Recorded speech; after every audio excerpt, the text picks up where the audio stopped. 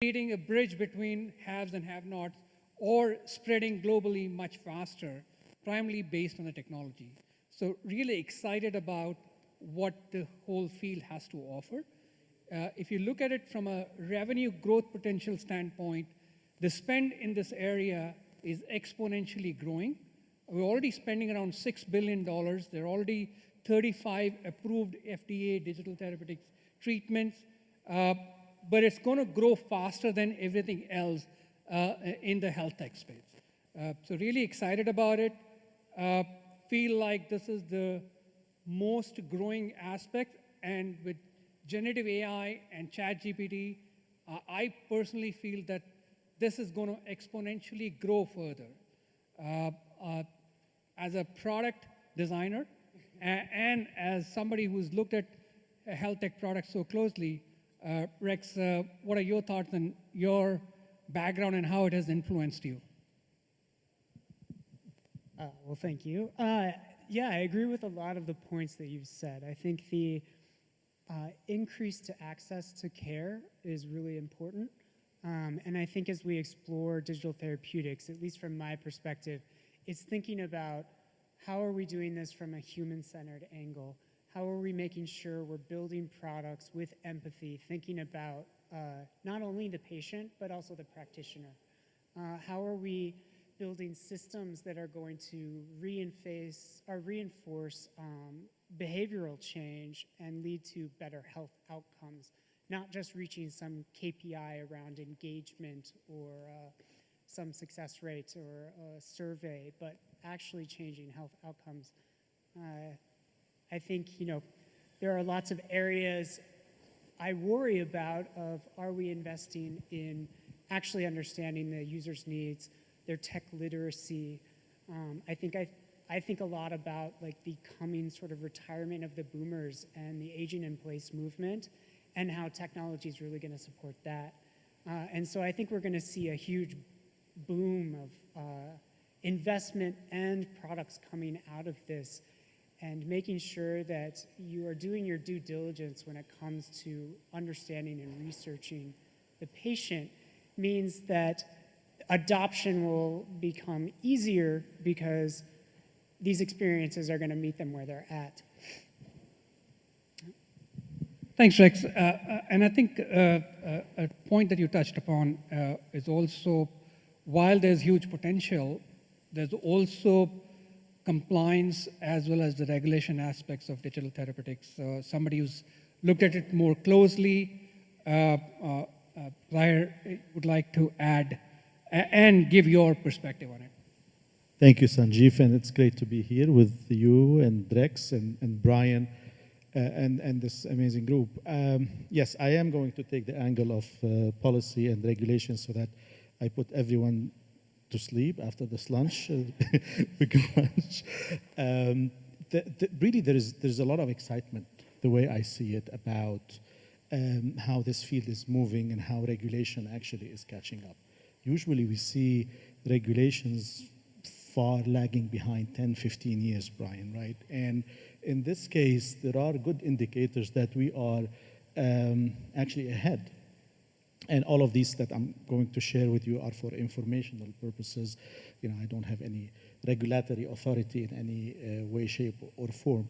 But one important development, legislative development, is really the FDA Modernization Act. It actually is called FDA Modernization Act 2.0, which was signed into law. So it's now the law of the land by the President of the United States in December 2022.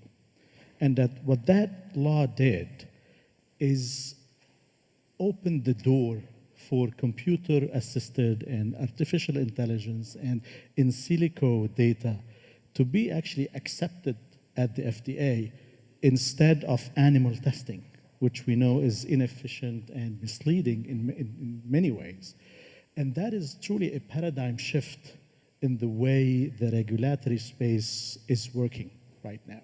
So imagine, when we talk about clinical trials, everybody in this group knows that up to 90 to 95% of clinical trials fail, both for safety and efficacy, although you would have good outcomes and clearance in what they call preclinical animal models for both safety and efficacy. So this is a major problem in the field.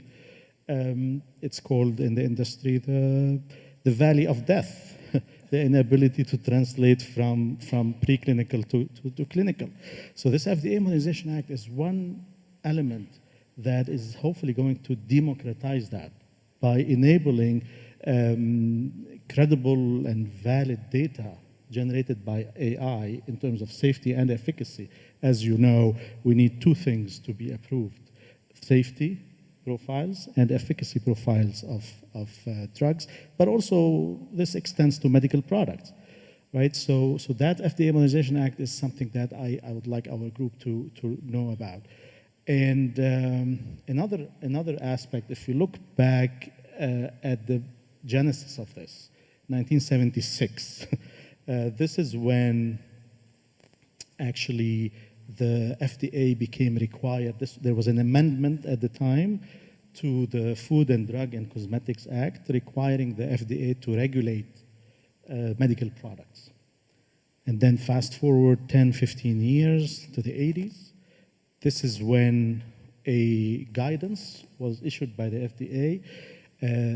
At the time, they used to call them computer products. Look how far we have come. So a guidance on the use of computer products in the late 80s, 87 and 89. But in the last 10, 15 years, of course, we have seen a fury of AI and digital therapeutics types applications. And a lot of those were provisioned in what's known as the Cures Act, which was in 2016, the 21st Century Cures Act, a mammoth bill. And ever since, the FDA has been trying to catch up with the definitions of these medical products and kind of characterize them in different classes, you know, low risk, high risk, etc. We may get to talk about this, you know, later. And ending with the amendment of this Food and Drug Administration, Food and Drug and Cosmetics Act in 2022 that I mentioned with the FDA Modernization Act. So we started in an amendment in 1976, and now we have an amendment that is both pushing forward the field of medical products and applications, including digital therapeutics, not computer products anymore, digital therapeutics. So I'll end up here, and then Brian will probably have more insights. Yeah, Brian, I think Zaher touched upon the definition of digital therapeutics. And at the heart of it is evidence-based, data-driven, technology-powered care is what digital therapeutics is. And somebody who's looked at closely your perspective and how you feel the field is going to benefit in patients. Yeah, thank you so much. So I come at this through the perspective of I'm an emergency room physician, and about 10 years ago, I decided to transition out of the practice of medicine to start a software company because I recognized that doctors and nurses are not able to keep up with the constantly evolving evidence. There's some scary statistics. The average physician is 7 to 10 years behind the guidelines when it comes to their management of a patient. They would have to read for 160 hours per week just to keep up with the evidence in their. And so that's where we have to come in with digital solutions, software, to help bridge that gap so that we can get the latest evidence into the workflow of doctors and nurses and into the hands of patients so that they don't have to be 10 years behind in the treatment that they're getting, that they can be getting the latest evidence and get it in a way that's consumable, easy to use, easy to take action on, easy to follow and adhere to, and really help improve the efficiency of the doctors and nurses, because right now, obviously, we have a crisis, not only for doctors, but also nurses in terms of burnout. And You know, workflow is such a huge challenge. They have such burdens on them every day. And so if we don't make their job easier, we're going to have more and more people leave the industry. And so we need to work to make their job easier while helping them deliver better care to their patients, which leads to better outcomes, which leads to better financial results for stakeholders. So that's the kind of perspective I come at this from. Thanks, Brian. I think personally I've seen, having lived with family members as well as friends who've had chronic illnesses. Diabetes is a good example. And people, both from provider standpoint, a friend of mine works as an educational nurse for diabetic patients. And the time they need to spend with individual patients 15 years ago versus digital therapeutic solution now, people being able to take care of themselves based on an app and be able to take an evidence-based injection of insulin with the right mix of doses that is required is so crucial for having people being given a way to live happily wherever they are instead of trying to get to a physician's office or a doctor's office to get that immediate care. So chronic illnesses from mental health standpoint, sleep apnea standpoint, or diabetic patients, blood pressure, heart patients, there's so many use cases that can actually excite us because of digital therapeutics. This is going to be easier going forward. And as Brian mentioned, it's just human brain has limited power to be able to get that much evidence into one decision-making process.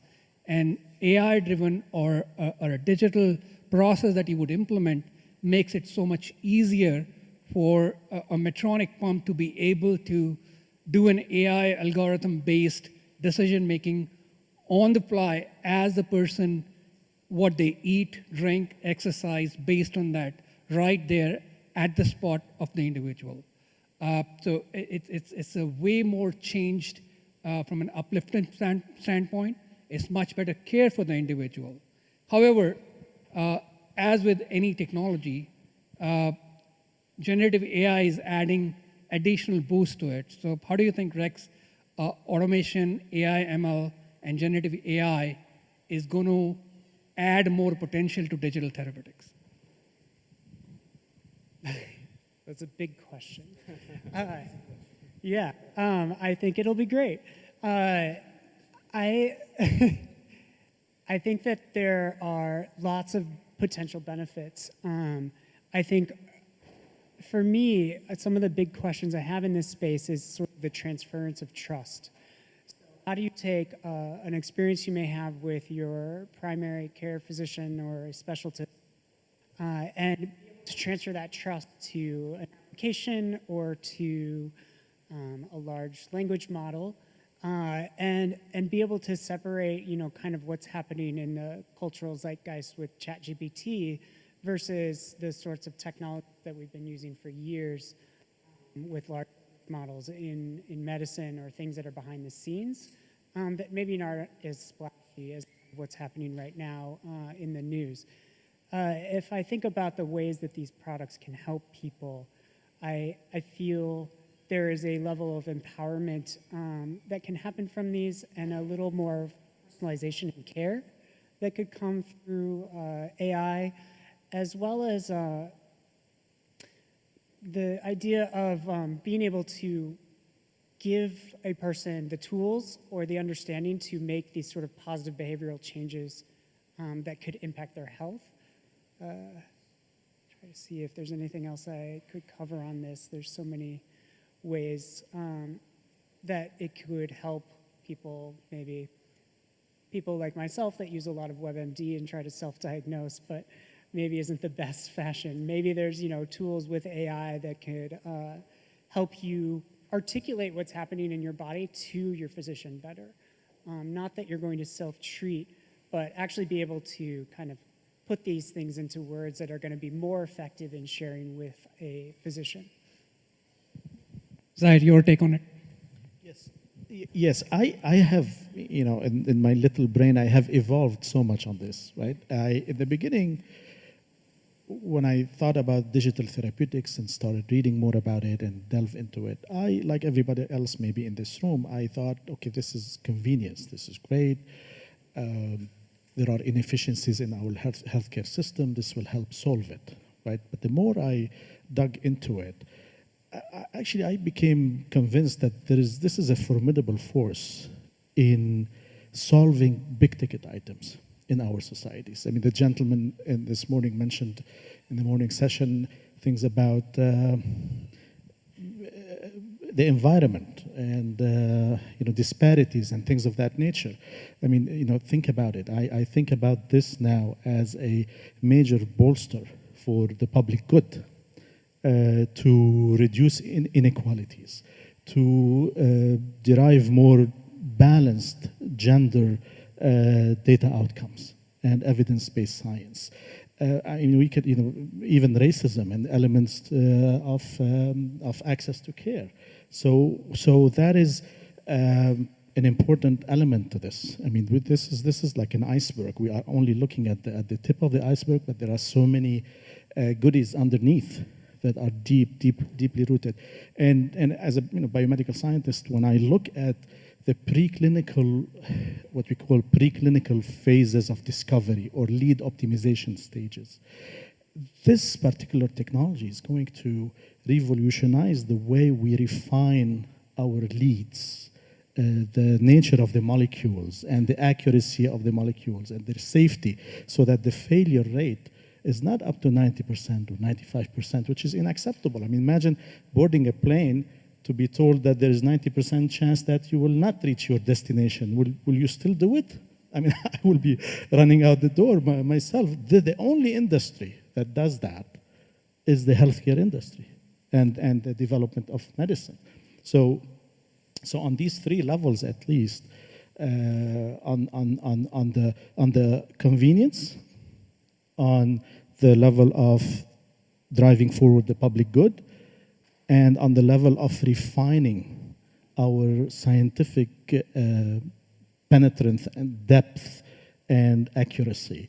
This is a disruptive industry that will only going to be positive to our society. That's my take. Brian, your products and support that you're getting from generative AI and automation.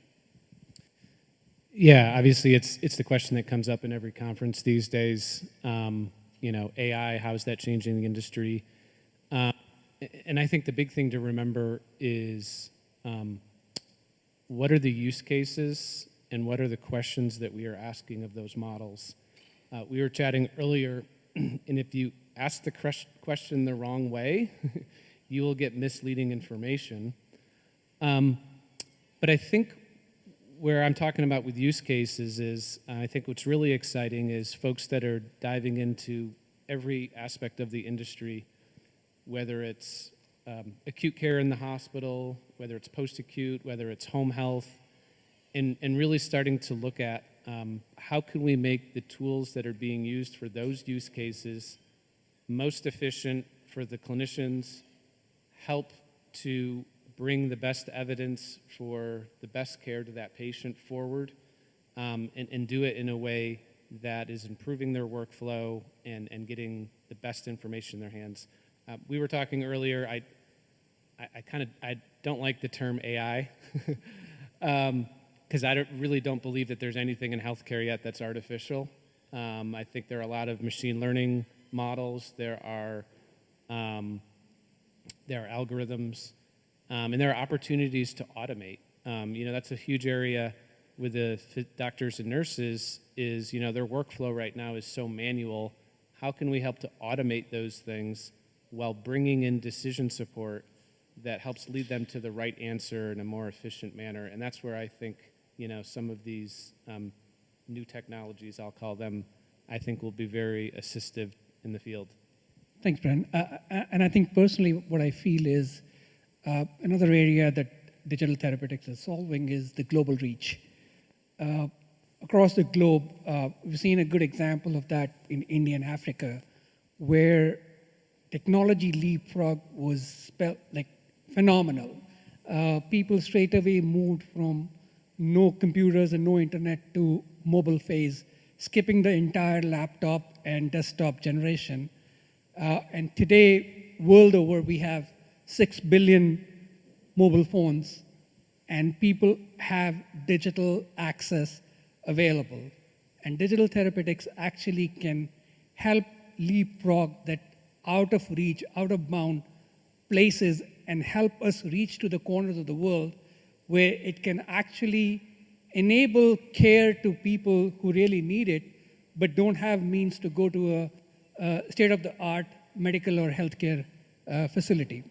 But with that comes a challenge. If you download a digital therapeutic app, for example, insulin pump is a good example, in the US, it doesn't seamlessly work on a mobile phone in India, for example, today. So interoperability of data, along with some of the other challenges that I feel can actually skew the excitement about digital therapeutics. So Rex, your views on what are challenges that you see and how do we overcome them? I think that the challenges I see the most often right now are poor user experiences or not meeting the consumer where they necessarily are with other digital experiences. So you use Threads or Instagram or Facebook or LinkedIn, Google Docs. You're used to a level of experience that's simple and understandable, and then you may get a tool that feels like it was designed in the early aughts and not necessarily designed for a mobile device. And that doesn't mean that this thing isn't effective or wasn't done without research, but the experience itself doesn't meet the standard that someone would come to expect on their phone, thus maybe removing the trust they may have in the information or the experience of using it. And I think that those things could often be written off as maybe like a designer's dilemma, but I honestly think that the consumer is going to be very concerned about those things, and it's going to be very tied to trust.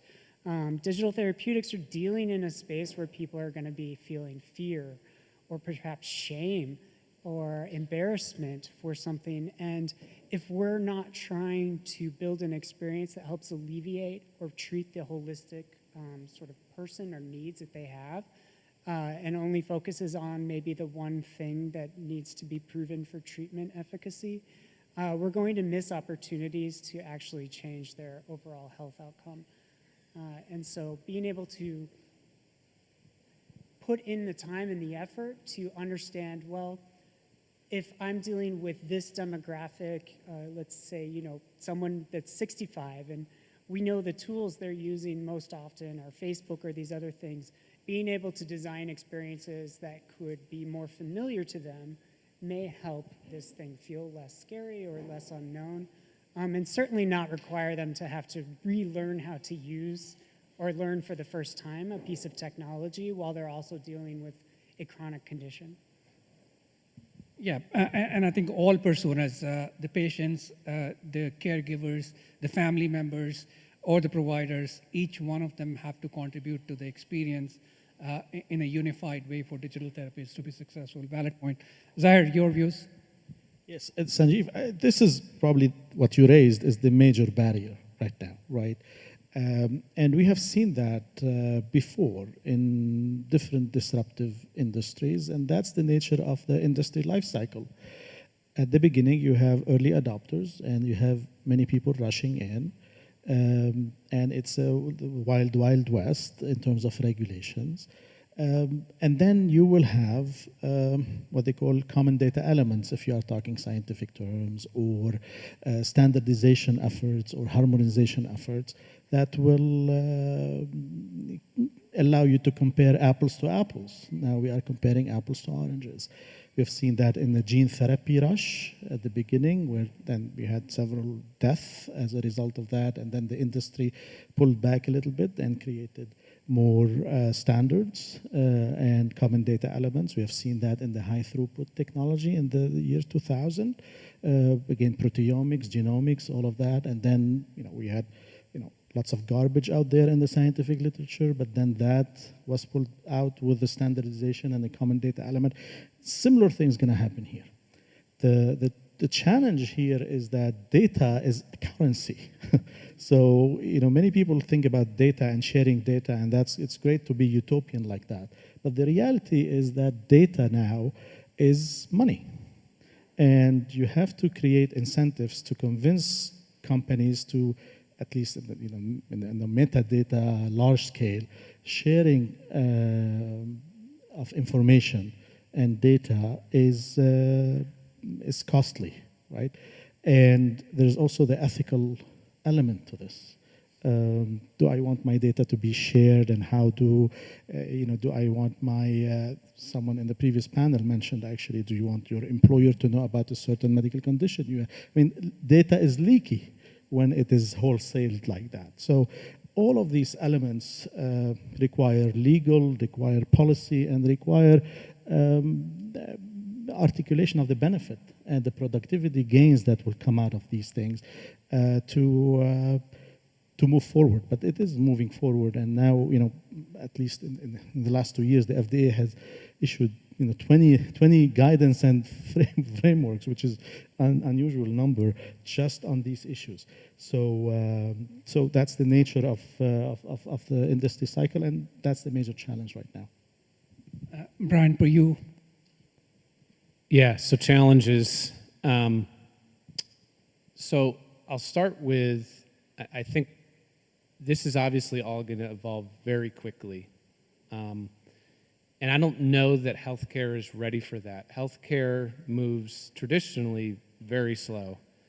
From a regulatory perspective, I do worry that regulation is going to hamper innovation. It's already happened over the last 20, 30 years in healthcare. If you think of things like EMTALA, HIPAA, even meaningful use, most people would say it really didn't help the industry. So there's that challenge. I think we'll overcome that challenge because I think all of the chatter about generative AI, ChatGPT, all these things are just going to start pushing the innovation envelope so quickly that the industry is going to have to keep up. Other than that, you talk about the trust factor, Rex. I think it's going to be important for people not to have false expectations when it comes to digital therapeutics, digital software, digital tools. As we were mentioning before, if you have an autonomously driven vehicle, that horrible thing happens and somebody dies, it's in every newspaper, it's all over the place. But yet we know that the rate of accidents with autonomous vehicles are much less than when humans are driving them. I don't know the statistics on this, but I'm going to venture that it will be the same in this domain. More medication mistakes are given by people making manual insulin dosing calculations than if we have digital tools to help us do that. Will a mistake happen at some point in time? Yes. But that's where we have the opportunity with those tools to learn how did those mistakes occur, improve those products so that we're getting better over time and we're not in this domain of, to err is human, which is what healthcare is today. Yeah, interesting dilemma. I think, I hope, how many lawyers in the house? Thankfully, okay, good. None. So healthcare has already been impacted with, I think, lawsuits and malpractice lawsuits and all. Along with that, digital therapeutics, who do you sue? The technology, the device, the doctor, or the everyone. person who actually used it. But like all of us agreed that the whole ecosystem will have to move along with the innovation. As we go along, regulation will keep pace with it. That's the best way to us to move forward. Secondly, not to set false expectation, like Ryan mentioned, because we know that with some degree there would be issues and problems, but as long as we are achieving a better success rate, better accessibility, as well as the lifestyle exchanges of individuals who are going through this chronic illnesses, is phenomenal achievement this technology can give. I think final thoughts, and once we're done with the round, anybody who wants to ask a question can come up to the mic, and we'll take a few questions. You know, Rex, your final thought? Sanjeev, the last to your point about who's gonna get sued. I think it's important when these programs are established that obviously we talked about regulations, but part of that regulations needs to be the liability side of things. And already there are structures in place with learning or report bad patient outcomes and mistakes that were made within a protective umbrella that is not open to liability, where they can learn from their mistakes and they can make their processes better. And I think it's going to be really important that these programs get set up in a way that you know, mistakes and errors are reported and learned from, but not in a punitive fashion that's putting folks at liability risk. Valid point, and I think within this digital therapeutics, the best thing is, unlike human error, digital therapeutics would have a traceability of the data. So whatever has happened, you would get a good DNA or fingerprinting of what the actual issue that caused it, and so that it can be corrected later on. Rex, your final thought? Yeah, I think that anyone that wants to move into this space or is interested in this space, I think in the absence of rules, we need to start to develop some ethics of, especially in machine learning and AI, like there are many, many questions on ethics. But I think if you're focusing on what are the outcomes you're striving for with your product, the needs that need to be met, and how can we focus on strengthening the relationship between patient and practitioner versus replacing that relationship with a digital tool.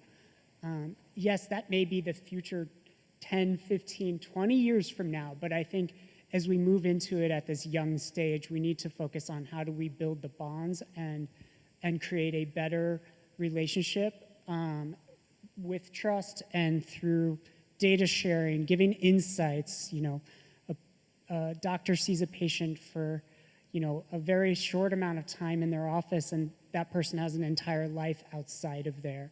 How can we start to bring insights on that so that then when they are with their doctor, they can have a more effective use of time? So I think if we focused on that in the beginning, we can start to build towards a future where we build towards these very innovative ideas.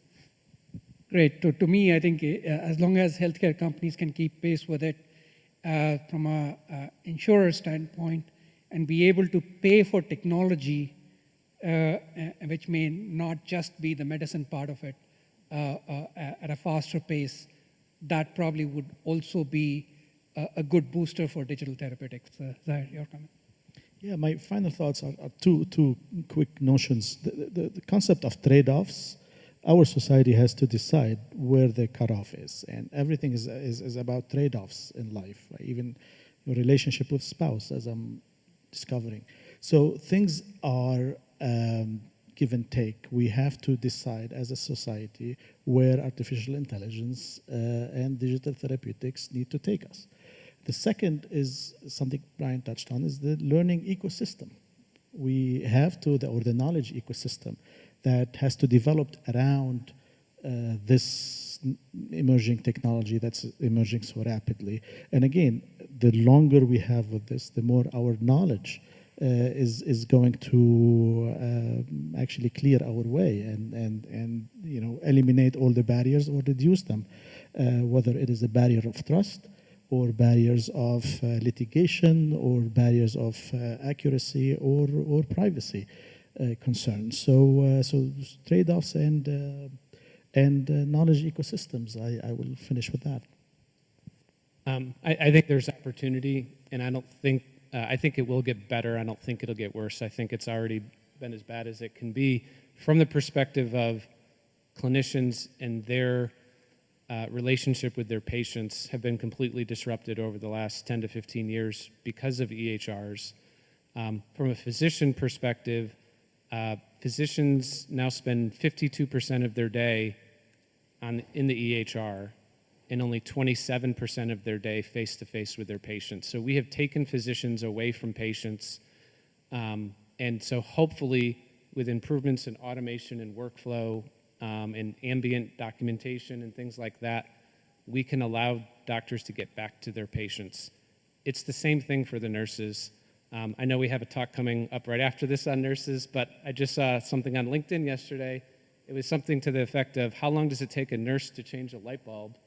And it said 20 minutes. And it said 1 minute to change the light bulb and 19 minutes to document the supplier, the serial number, the location, why it was changed. And so that's what we've done to doctors and nurses. And that's where we need to have technology finally offer the promise of making their jobs easier so that they can spend more time with their patients.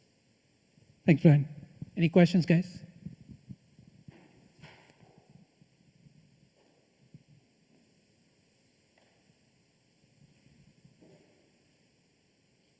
Thank you all. It was very interesting. So my question/comment is for Zaher. When you were talking about the whole cycle of going through FDA trials, you're right. Like, what is it? 9.6% of drugs make it through all the way. And I get your point about like who would want to get on a plane if it's 9.6% success rate. The challenge, maybe a rethinking of that paradigm is, who's going to get on that plane if you say, well, the success rate used to be 9.6%, but now it's 50%. You can trust us. Like, people are going to say, whoa, like what happened here? So I think the real benefit is perhaps, and I'd like your comment on this, is to like let some of these trials, like let them fail faster, right, and let it like cost less, right, so that you don't get to phase 3 where you've got to have this massive trial and it very costly. Let them fail much faster, or forget, change phase 1 so that yes, you've got to be able to use it with people who have the condition, et cetera. But let them fail faster. So great, it didn't cost as much, and you can move on and get to the next, therapeutic option. You are absolutely right, and that's well put. It's the fail fast, fail quickly, and fail early type doctrine, and that it's unacceptable anymore. The cost of care to be out of control. I mean, our solutions has been here to every medical problem is to throw more money at it, whether in preclinical research, whether in basic research. I mean, the budget of the NIH has increased considerably in the last 7 years consecutively. I mean, are we solving more diseases? Are we looking? That's the reality. It's no, we are not. Right? We are just increasing the.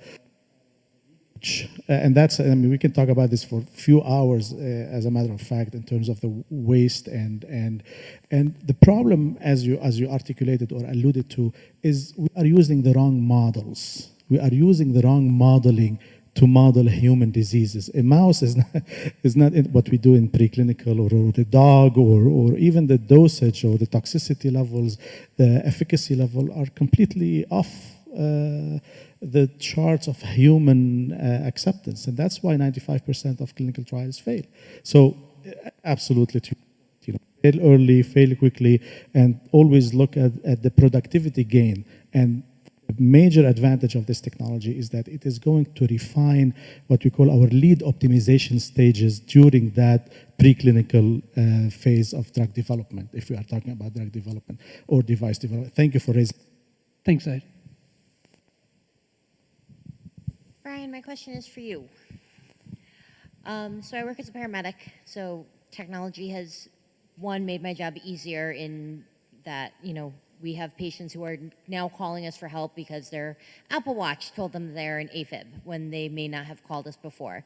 It is also making our job much harder because their Apple Watch told them they are in AFib. And when we get there and we do our assessment, they're not actually in AFib, but their Apple Watch told them, no, I'm in AFib. and they're not letting us do our job and our treatment, our assessment. So what would you say to practitioners who are more hesitant to get on the AI and digital therapeutics train? Because in my opinion, and a lot of other people's opinion, it's hard to replace the human factor. I can go to somebody's home and a computer can tell you that this person's having difficulty breathing and they're in or they're COPD. But once I do my assessment, they're actually a CHFer. So what would you say to those practitioners that are hesitant to get on that digital therapeutics AI train? Yeah, I think that's the challenge with wearables, and I don't think that they are there yet.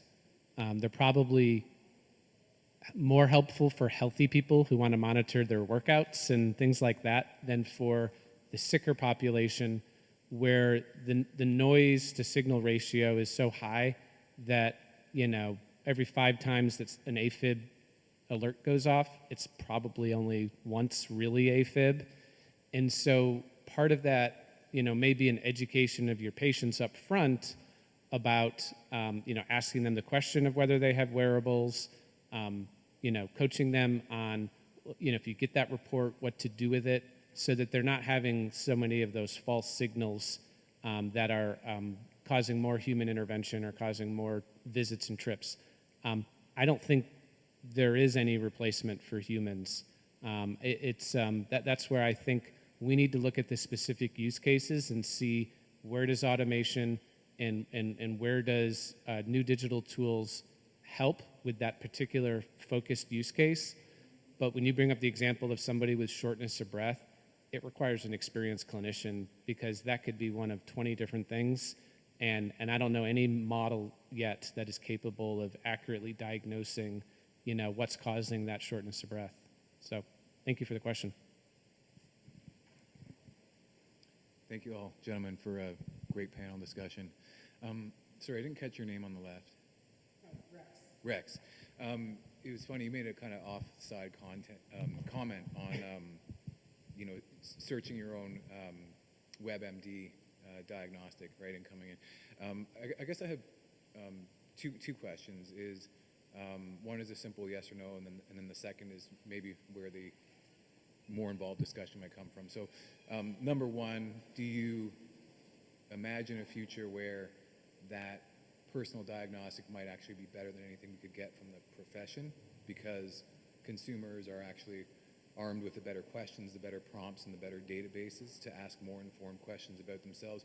And then, of course, they come with their own personal experience, right? Maybe their family history and family support. So that's just the first yes or no.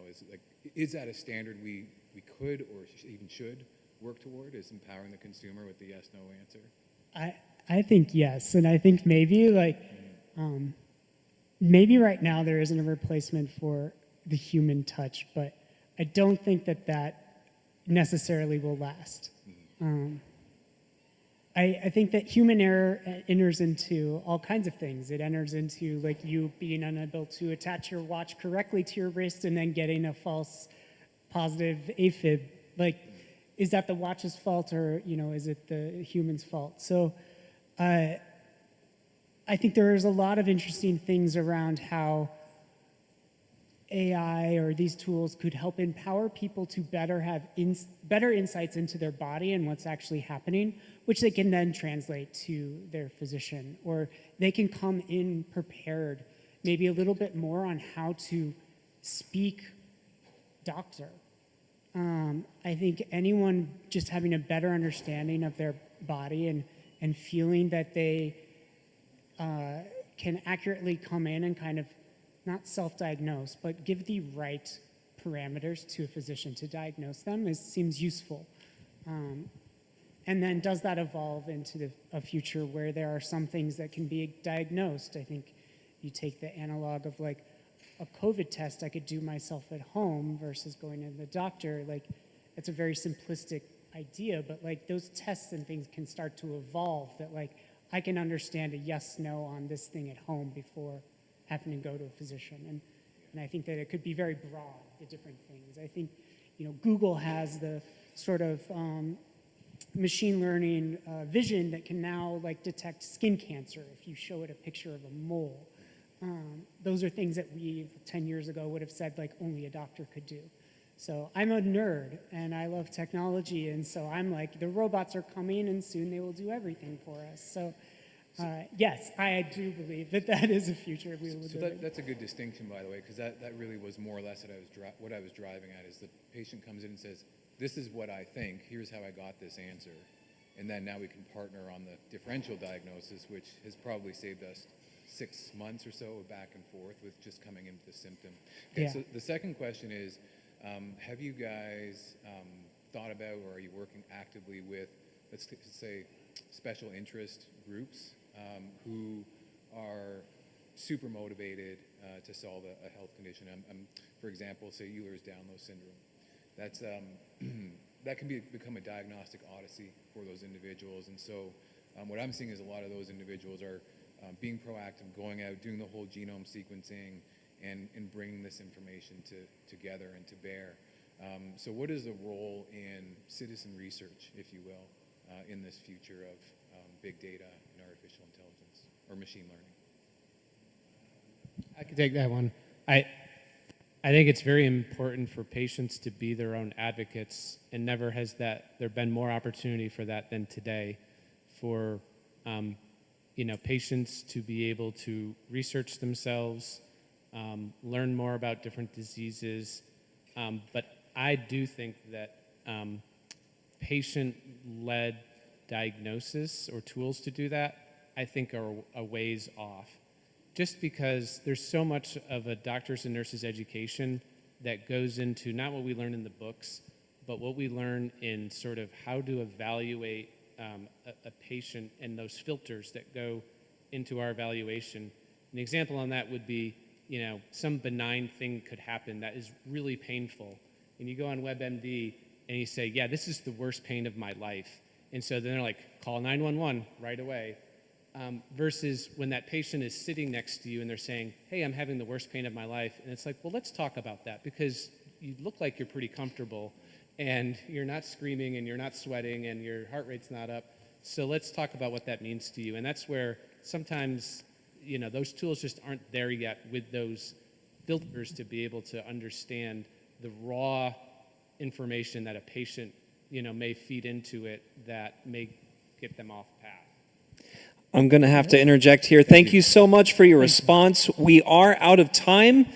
So let's give our panelists a big round of applause. Thank you, gentlemen, so much.